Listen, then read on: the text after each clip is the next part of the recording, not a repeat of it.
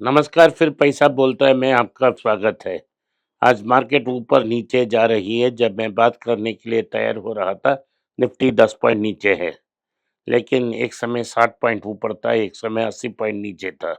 Bank Nifty तो down है, लेकिन आज का ताज़ा खबर यह है कि सोना का दाम ऊपर गया, चप्पड़ फाड़ के ऊपर चल रहा है। आज 8,340 तक पहुंच गया, 105 रुपया अप है। ये लाइफ टाइम हाई है और ऊपर जाएगा। यूएस मार्केट्स में गोल्ड फ्यूचर्स में 3,100 को पार कर चुकी है। कैश में 3,065 तक पहुंच गई है और ऊपर जाने की चांसेस हैं। चाइना की टिकटॉक, जिसे बाइट डांस नाम का एक कंपनी ओन करती है, उस कंपनी को ट्रम्प खरीदना चाहते हैं और वो उस कंपनी का दीवाना है। वो बोल रहे हैं कि चाइना पे टैरिफ को कम करेंगे अगर चाइना ने बाइटडांस ने टिकटॉक को बेच दिया तो। बेचने का मतलब है 20% के नीचे टैक्स स्टेक को लाने के लिए। टिकटॉक में अमेरिका में 170 यूजर थे। ट्रंप ने कहा है कि टिकटॉक के कारण ही वो पिछली इलेक्शन जीत गए हैं। तो और उसमें 170 मिलियन अमेरिकन यूजर्स हैं। तो व्हाइट हाउस जो है एक की रोल के प्ले कर रही है टिकटॉक की सेल्स में।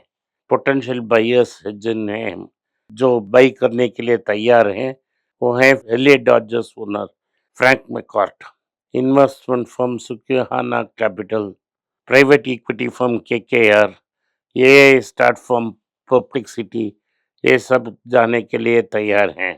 आइडिया ये है कि ये यूएस एंटिटी को बनाए और वो एंटिटी से चाइनीज ओनरशिप को बिलो 20% कम कर दें, ताकि अमेरिका की कानून को फॉलो किया जाए। टिकटॉक अगर ये सेल नहीं हुआ तो अप्रैल के बाद तभी भी बंद हो सकता है, लेकिन अभी तक ये डेट नहीं तय हुआ है कि कब बंद किया जाए। अमेरिका ने तीसरा round of import cuts announce कर दी और उन्होंने सब कट्स अप्रैल 2 के समय से उपलब्ध होंगे जब अमेरिका भारत में आएगा और मटेरियल डालने की बात करेगा। भारत ने ये सोचा है कि और हम टैरिफ को कम करेंगे। किन-किन टैरिफ को कम करेंगे? Aircraft and parachutes, chemicals and plastics और क्रूज शिप्स भी हैं।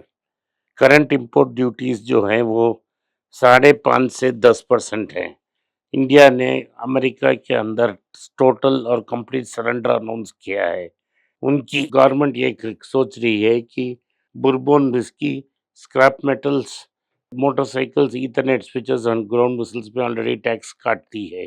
तो गवर्नमेंट सोच रही है कि और टैक्स करने की, काटने की नहीं, ज़रूर काटेंगे। मैंने एक डिटेल वीडियो डाला था जिसमें कल बताया था कि क्या रिलेशनशिप है अमेरिका और ब्रिटेन की।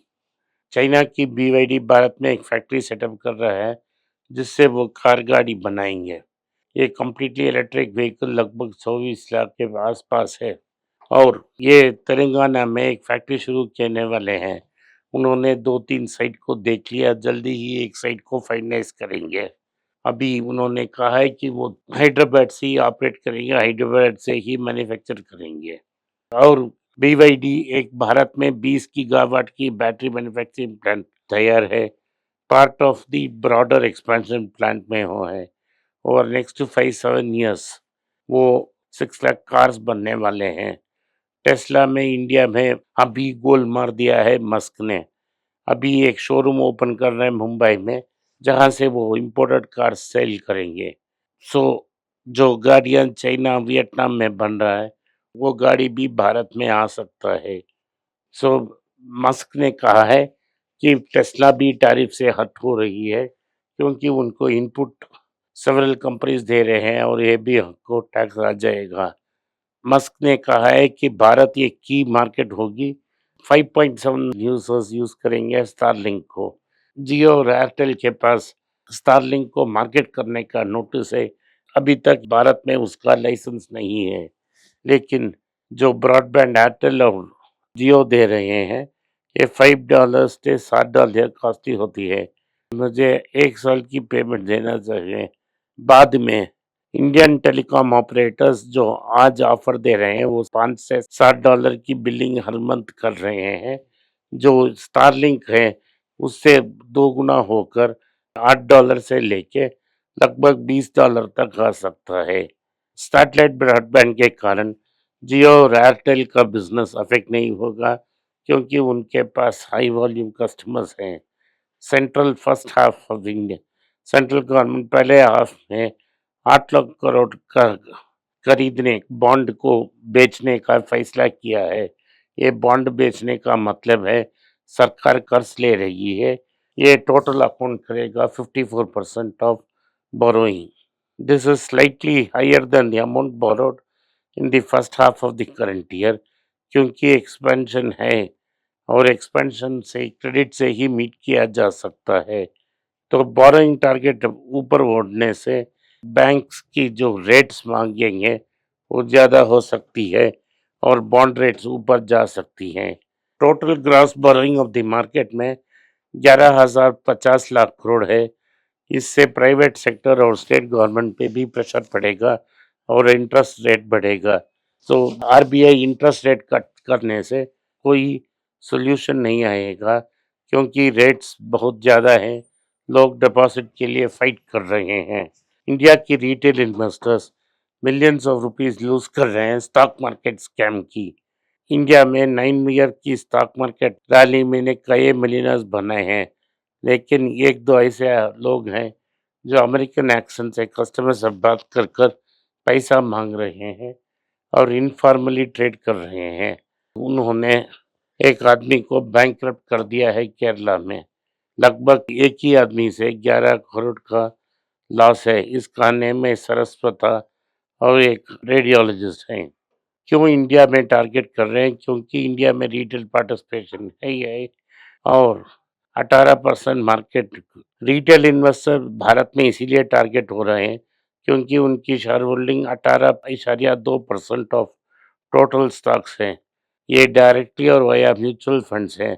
अगर ये कंपनी की स्टॉक को लगातार बेचते हैं ये प्रेशर में आ जाएगी। इस जैसा स्कैम जहां रुपया हाथ में लेके ट्रेड नहीं करने का वो स्कैम मद्रास से लेके रीजनल सेंटर्स में भी बढ़ रहे हैं। एसेंशियल मेडिसिन्स की दाम अप्रैल 1 से 1.5 टू 2% तक ऊपर जा रही है। एवरेज प्राइस राइज 1.74% है और ये national list of essential drugs हैं। इसमें pain killers, antibiotics, anti infectives, anti diabetes, cancer drugs सब कुछ हैं। फार्मा इंडस्ट्री बोल रहा है कि ये जो राइस मिल रहा है ये सिग्निफिकेंट नहीं है क्योंकि रॉ मटेरियल प्राइस बहुत ज़्यादा हो गए हैं। पैरासिटामॉल 130% इंक्रीज हुआ है। एपीआई कॉस्ट ग्लिसरीन 263% इंक्रीज हुआ है। प्रोपिलीन ग्लाइकॉल 83% ऊपर गया है। पेंसिलिन 175% ऊपर गई है और excipients new drug in inactive drug ingredients की कॉस्ट 18% 262% ऊपर गई है। इंडस्ट्री का एक्सपेक्टेशन था कि एटलीस्ट 10% का हाइक मिलेगा, वो नहीं मिलेगा। आखिर में गोल्ड लोन्स में एक नया प्लेयर आ गया है। पिरामल फाइनेंस अब जो यूज कार्स और अनसिक्योर्ड लोडिंग में था गोल्ड लोन बिजनेस के लिए एंटर कर रहा है। एल&टी फाइनेंस ने भी एंट्री मार ली है। उन्होंने पॉल मर्चेंट एंड सन्स की जो ब्रांड है उसे खरीद ली है और 555 करोड़ की एएम भी खरीद ली है। आज के लिए इतना ही। आपने इस पॉडकास्ट को सुना इसके लिए मैं आपका आभारी हूँ। हो सके तो वीडियो को लाइक कीजिए, चैनल को सब्सक्राइब कीजिए और बेल नोटिफिकेशन दबाएं। इस वीडियो को अपने दोस्त और रिश्तेदार के पास भेजें और उनको देखने की आग्रह करें। नमस्कार, धन्यवाद, जय हिंद।